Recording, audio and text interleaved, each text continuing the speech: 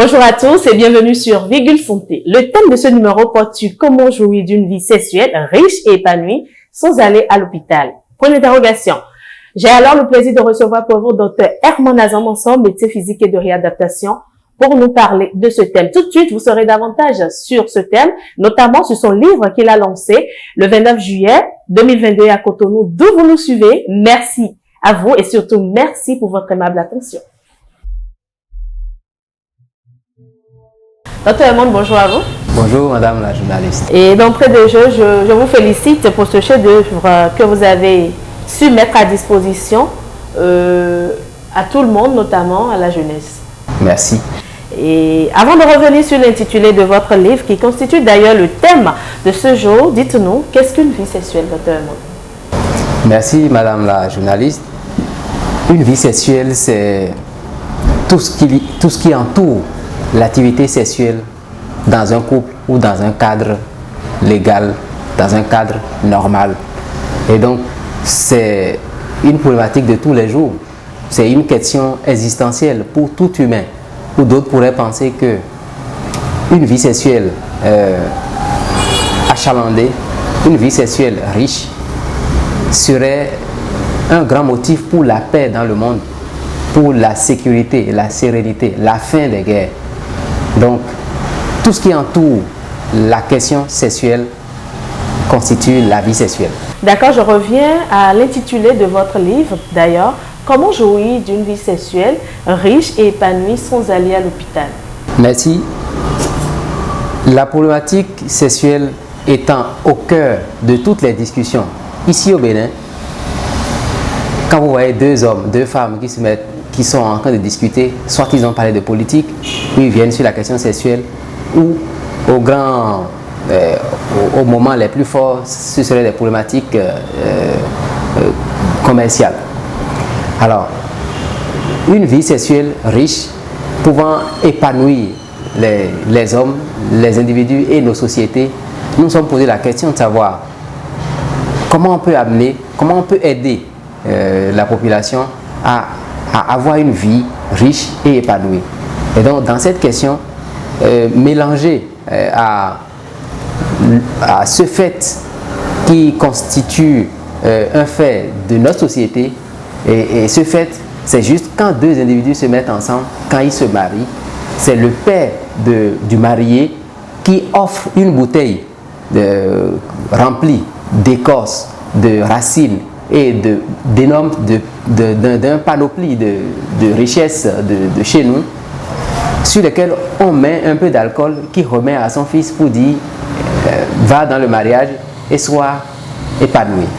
Et donc, sur cette question, nous nous sommes dit, mais un grand constat est également fait. C'est que quand les problématiques sexuelles surgissent, c'est à croire que les populations ne s'imaginent pas que les soignants ont des réponses à leur apporter.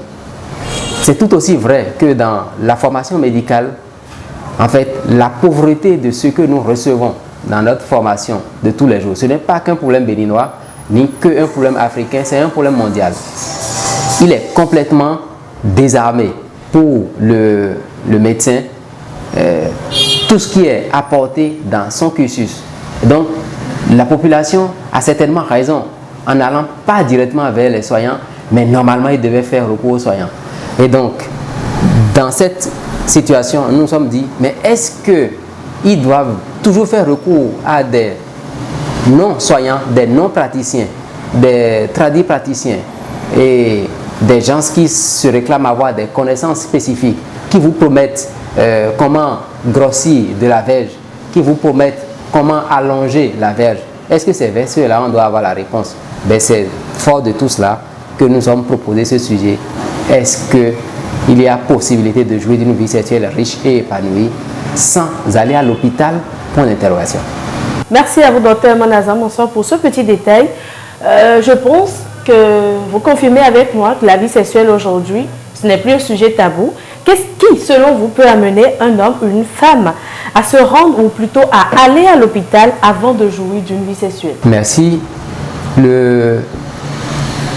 La vie sexuelle a plusieurs paramètres.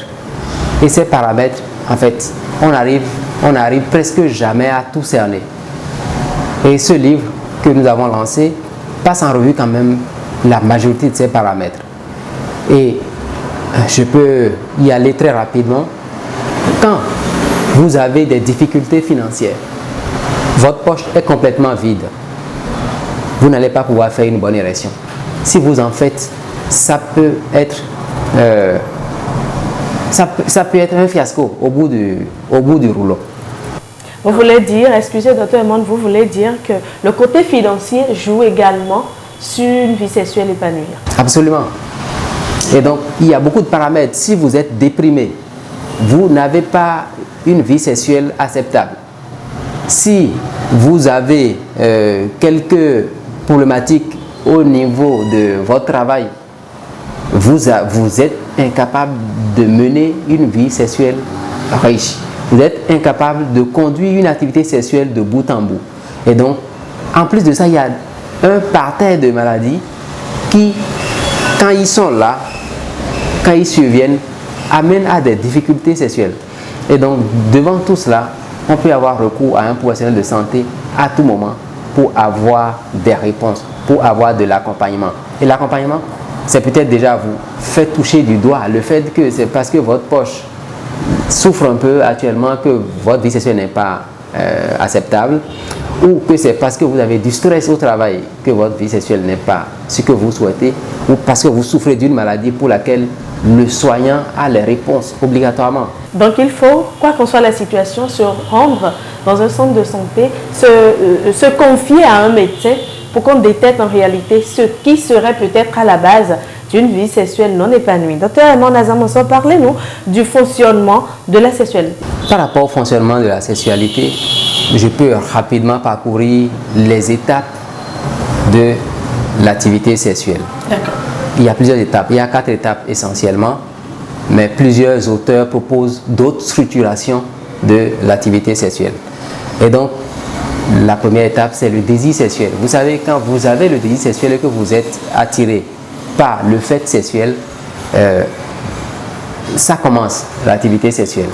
Et de ce désir, vous allez entrer dans l'excitation sexuelle. Donc, le corps, en fait, les pensées, les fantasmes, tout se structure pour que le désir soit entièrement fourni et que vous ayez envie de l'activité sexuelle. Après cette étape, il y a l'étape de l'accentuation de ce désir sexuel. En ce moment, en fait, chez l'homme et chez la femme, ça se manifeste sur diverses formes. Hein. Oui. Chez l'homme, c'est par exemple, à cette deuxième étape, c'est la verge qui se solidifie et qui devient bien rigide, bien dure. Et chez la femme, c'est une belle lubrification avec, où les gens se disent habituellement et de façon vulgaire, elle mouille. Et donc, c'est cette période-là où tout est prêt pour une bonne pénétration. Et la troisième étape, c'est l'étape de l'orgasme.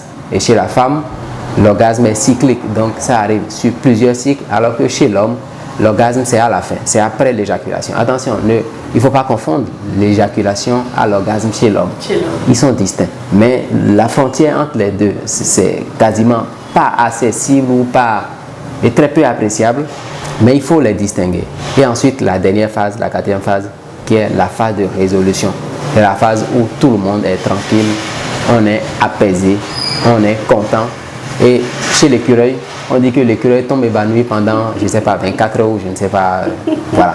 D'accord, on entend souvent dire dans tout le monde qu'un homme doit pouvoir éjaculer 21 fois par mois. Je ne sais pas si cela est vraiment confirmé, mais ce que je m'en vais vous demander, comment évolue le fonctionnement avec le temps? Merci. Non, je ne saurais m'affirmer sur les dits des médias et de chaque individu. Toujours est-il qu'avoir une activité sexuelle régulière est compatible avec la santé, est compatible avec la longue vie. Et donc, il faut l'avoir. Il y en a qui arrivent à avoir jusqu'à 6 activités sexuelles dans la semaine. C'est très bien s'ils y arrivent. Il y en a qui peuvent faire les 7 dans la semaine. S'ils y arrivent, c'est très bien. Mais c'est dit chaque jour alors? Selon l'âge, le désir s'émousse un peu, l'énergie est un peu diminuée et donc on peut ajuster avec l'âge l'activité sexuelle qu'on peut avoir. Alors pour revenir à votre question, avec le temps, vous savez, déjà dans le ventre de la maman, le bébé ou le fœtus a déjà une vie sexuelle et une expression de cette vie sexuelle, où on a vu à l'échographie des enfants qui tenaient leur verge dans le ventre de la maman, ou des petits garçons encore dans le ventre de la maman qui faisaient une érection bien rigide et bien solide. Et également à la naissance, il y a plusieurs éléments qui ont été retrouvés chez la fille qui était capable d'une bonne lubrification vaginale, et chez l'homme, l'érection est là. Quand ce n'est pas présent, la maman s'en inquiète. Dans la période de la petite enfance à la grande enfance et à l'adolescence, il y a plusieurs paramètres que nous pouvons voir. Je vais citer rapidement le fait que les petites filles viennent s'asseoir sur vos jambes à califourchon. Les jambes écartées sur votre jambe. Et quand ils le font, ce qui se passe, c'est qu'elles arrivent à avoir des caresses du clitoris sur votre jambe. Et ça leur fait plaisir, elles aiment faire ça. Et il faut pouvoir comprendre ça pour ne pas prendre ça mal ou pour ne pas en vouloir à l'enfant. Mais pouvoir l'encadrer et dire non, ne fais pas ça, ça c'est pas bien. Et comme ça, il sait que ce plaisir qu'il a en ce moment n'est pas un plaisir qui est acceptable. C'est pareil également quand il s'assied sur le vélo ou bien avec des habits très serrés, avec la marche, ça fait de petits mouvements sur le clitoris et elle trouve du plaisir. Mais avec le temps, la petite fille va se rendre compte avec l'adolescence que les seins ont commencé à prendre du volume et se rendra compte que le fait de toucher le mamelon commence à donner un certain plaisir. Et ce plaisir va jusqu'à la lubrification vaginale. Et le garçon aussi, je vais raconter rapidement l'histoire d'une de mes patientes, son garçon de 13 ans qui lui a dit hey, maman, tu sais, à un moment donné, il y a un liquide qui est sorti de ma verge et ça me faisait beaucoup plaisir quand ça sortait. Et donc quand elle a dit ça à la maman, la maman a dit oh mon Dieu, va dire ça, donc papa. Donc c'est, voilà, chaque étape avec ses problématiques. On peut voir le petit garçon à 5 ans sera tenté à aller mettre la main dans le caleçon de la petite fille de 6 ans. Pas curiosité. Curiosité, mais parce que c'est de l'expression sexuelle. De la même façon que l'adulte va faire les démarches vers la femme pour avoir un lien, pour avoir une relation et vivre dans une relation et avoir une vie sexuelle régulière. Donc, et la personne âgée également a de l'activité sexuelle. L'opinion publique laisse croire que la femme ménopausée n'a plus de vie sexuelle. Oui. C'est un mensonge. Elles ont une vie sexuelle, elles ont du désir sexuel. Et donc, inutile aux messieurs de penser que leur femme elle est ménopausée, c'est bon. Il faut penser à une jeune fille. Ce n'est pas vrai. Voilà, merci. La préoccupation, Dr. Eman, comment reconnaître les dysfonctions sexuelles? Par rapport à cela, c'est les symptômes. Il y a plusieurs symptômes sexuels. Certains, chez l'homme, vont se plaindre de l'éjaculation précoce. Oui. Certains vont se plaindre de l'érection qui ne reste plus solide jusqu'à la pénétration ou l'érection qui s'émousse lors de la pénétration. D'autres vont se plaindre du fait de ne plus avoir du tout d'érection ou de ne plus du tout avoir de l'éjaculation ou d'autres problématiques. Et chez la femme, c'est pareil. Habituellement, les femmes ne se plaignent pas. Elles préfèrent garder sur elles leurs problèmes, ce qui n'est pas acceptable. Il faut qu'elles se plaignent, il faut qu'elles reçoivent des soins pour les problématiques qu'elles ont. Donc les femmes, c'est des défauts de lubrification, c'est-à-dire qu'elles ne mouillent plus très bien. Et parfois les hommes sont responsables de ce symptôme parce que les hommes ne veulent plus passer par les préliminaires avant d'y aller. Et donc plus l'homme va s'évertuer à avancer dans les préliminaires, la femme aura plus de chances de lubrifier. Et quand ce n'est pas le cas, nous sommes là pour l'accompagner. Il y a des femmes qui n'ont plus d'orgasme. On peut les accompagner. Il y a des douleurs durant l'acte sexuel. On peut les accompagner. Il y a parfois certains qui expriment des bruits. Ils entendent des bruits durant l'acte sexuel. On peut les accompagner. Et il y a d'autres problématiques telles que le vaginisme, telles que... je ne me souviens plus de quoi. Bref, il y a plein de problématiques sur lesquelles on peut intervenir et on peut aider. C'est donc bien détaillé désormais. Dès que vous constatez ces dysfonctions sexuelles, n'hésitez pas à vous rapprocher d'un soignant. Une question de curiosité, si vous le permettez, Dr. Eman Azan-Monsor. Qu'est-ce qui vous a amené à écrire ce chef-d'œuvre? La problématique sexuelle étant un problème de tous les jours, Et le fait que nos populations ont besoin d'informations, de savoir comment s'armer pour aller voir le soignant et pouvoir discuter de façon claire et parler un langage compréhensible et du médecin et du patient. Et le fait également que les soignants à l'école de médecine, nous n'avons pas beaucoup d'informations sur la problématique sexuelle. Et c'est tout cela qui a conduit à rédiger un livre qui pourrait informer autant le soignant que la population. C'était une vraie problématique parce qu'il me fallait trouver le tremplin pour accompagner donc et le soignant et le patient. Et donc, cela m'a pris beaucoup de temps à réfléchir, ça m'a fait perdre du temps pour écrire ce livre parce que je pouvais m'en sortir facilement avec le soignant parce que j'ai la terminologie, j'ai les compétences requises pour discuter de façon simple et claire avec le soignant. Mais par rapport à la population, j'étais désarmé. Et cela m'a amené dans de longues réflexions jusqu'à ce que nous arrivions à ce document complètement hybride dans lequel le soignant va s'épanouir et le patient également va s'épanouir parce que dorénavant, armé, assez fourni en connaissances pour pouvoir discuter avec le soignant et bien exprimer ses plaintes. Donc, c'est les raisons pour lesquelles j'ai écrit ce livre et j'espère que chaque foyer, chaque confrère, chaque soignant sera béni à travers ce livre. Merci à vous, Dr Emma Nazan-Monsor. Ce chef-d'œuvre comporte 101 pages, bien 100 pages, je vais dire 100 pages. Et dans votre couple, dans votre foyer, ce serait quand même bien de prendre ça, de lire, afin d'avoir une vie sexuelle riche et épanouir sans aller à l'hôpital. Dr Emma Nazan-Monsor, des conseils à prodiguer? Sans aller à l'hôpital, point d'interrogation. D'accord, sans aller à l'hôpital, point d'interrogation. Dr Emma Nazan-Monsor tient vraiment au point d'interrogation, des conseils à prodiguer. Des conseils, nous sommes prêts, nous sommes disponibles, nous sommes à votre service, tous les soignants, tous les médecins, tous ceux qui ont accepté de rester dans le pays et de se battre pour la santé de tous, pour notre santé. Nous-mêmes, nous tombons malades, contrairement à ce que les gens pensent et disent, docteur nous aussi, nous souffrons.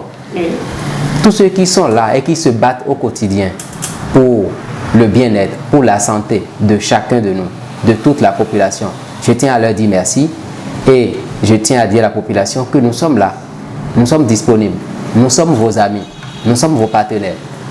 Accompagnez-nous et nous allons vous accompagner. Et rendez-vous à nos 100 ans. Merci. Merci à vous, Dr Emma Nazan-Monsor. Alors, hommes, femmes, que vous soyez en couple ou non, sachez qu'il est possible de jouir d'une vie sexuelle riche et épanouie sans aller à l'hôpital. N'hésitez donc pas à mieux vous informer à travers ce livre. Prenez le rendez-vous pour le prochain numéro de votre émission Virgule Santé. D'ici là, portez-vous bien. Au revoir.